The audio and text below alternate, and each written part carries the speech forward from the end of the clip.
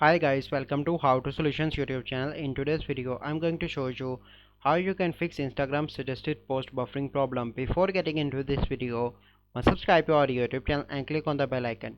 So the first step you need to do is to open Play Store and search your Instagram and update your Instagram application. Once you've done that, you simply need to go back and open settings, and then you need to go into the app management and click on app list, and here you need to search for the Instagram, and then you need to click on storage and cache and clear cache, and then you need to click on clear storage and click on OK.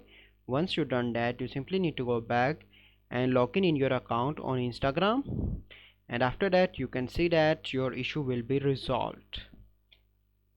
So by following these steps, you can easily fix Instagram suggested post buffering problem. I hope you find this video helpful. If you find this video helpful, must like this video, subscribe to our YouTube channel for future videos. We'll see you in the next video. Thank you. Have a good day.